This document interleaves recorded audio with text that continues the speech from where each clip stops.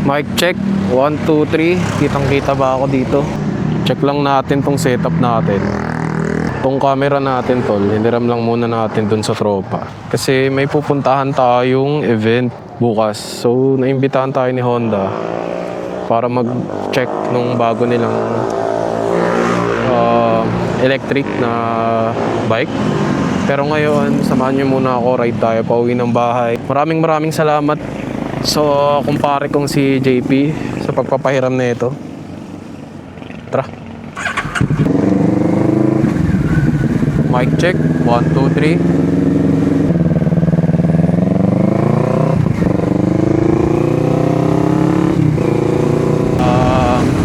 Wala pa kasi tayong sariling action cam, kaya nangiram muna tayo dun sa tropa.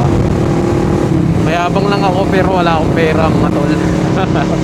Testing lang naman to. So medyo na-enjoy ko kasi pag-edit.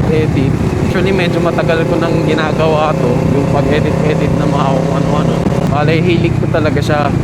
Pero kasi nawalan tayo ng motor, so natigil. You know,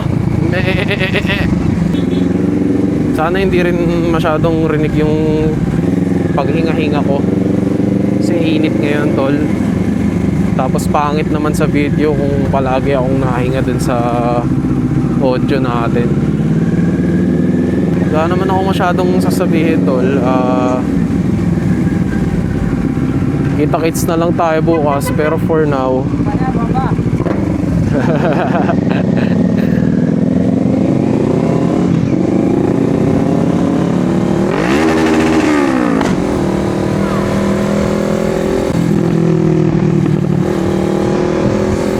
bomba raw tol.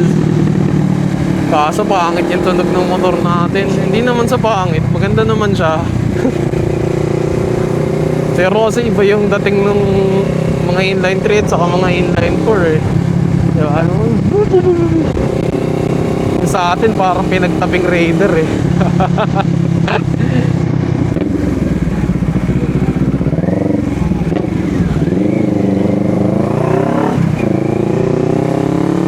Sana talaga tol clear yung audio tapos wala masyadong wind noise.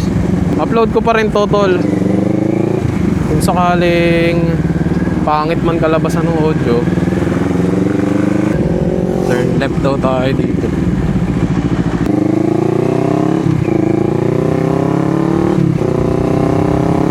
Ayun, ASMR ng mga parang takotso.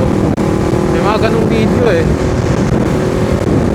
Pure riding mode lang.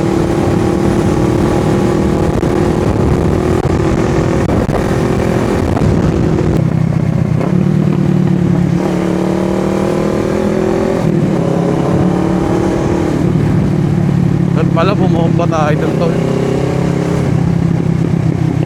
Ganun yung ginagawa ng mga vlogger eh. Pag may tunnel o kaya may closed space. Boom.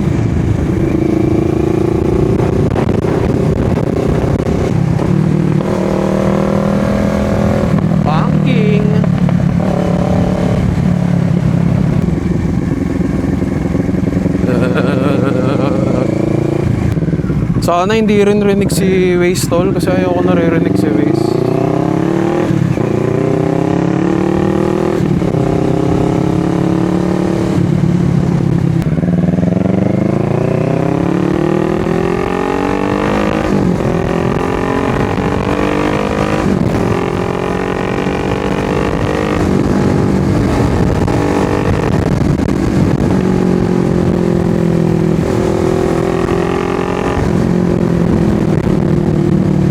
Okay ba yung video quality tol? Siguro pag pangit yung kulay, tirahin ko na lang sa post production. Post production tol. Tayo isang vloggerist. Pero grabe tol no, ang hirap pala magsalita pag yung chick fads nakaganon talaga sa pisngi mo. Kasi parang pigil na pigil yung salita mo tol. Overtake po.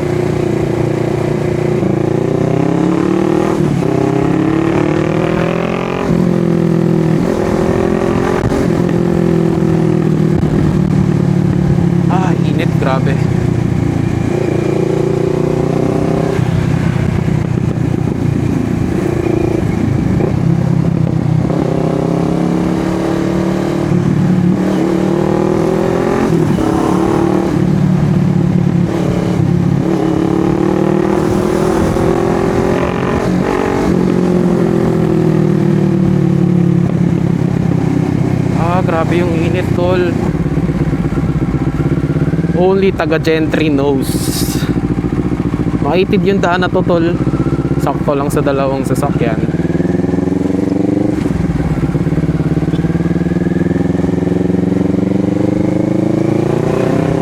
Padaan po.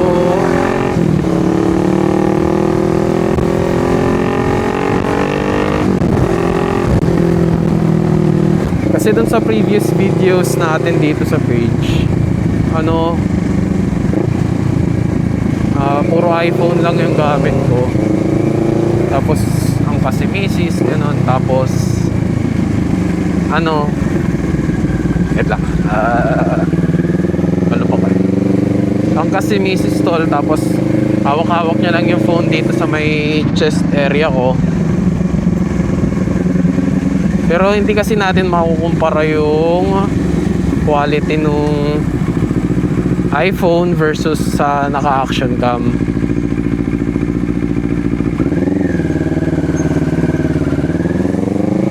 Kasi yung immersiveness,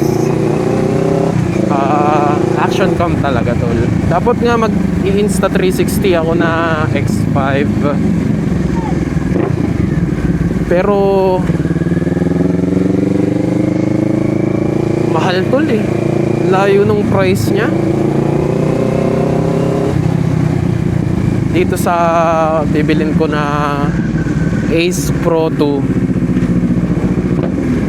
Opo, by the end of the month, may sarili na rin po tayong action cam.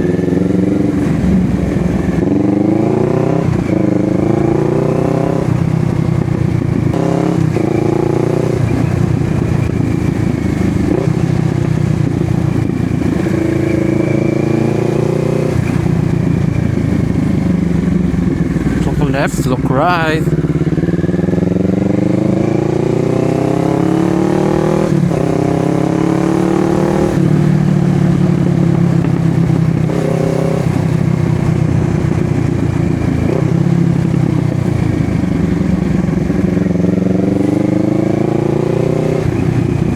Mga tol, dito ko na siguro tatapusin tong video na to. Konting chikahan lang naman kung nakinig kayo, tapos sumama kayo sa ride natin. Maraming salamat po. Kita-hits na lang tayo bukas dun sa Honda, tol. Mag-post tayo, gatasan natin sila ng gatasan para pumaldo tayo. Tapos may stickers na rin pala tayo, tol, para kahit pa paano makapag-give back ako dito sa mga nanonood sa atin. Kasi may mga nanghihingi ng stickers tapos wala akong mabigay. Kaya yun lang. Maraming salamat po. Mag-iingat po sa lahat. God bless. See you po bukas sa Honda sa may Paranaque. Bye bye.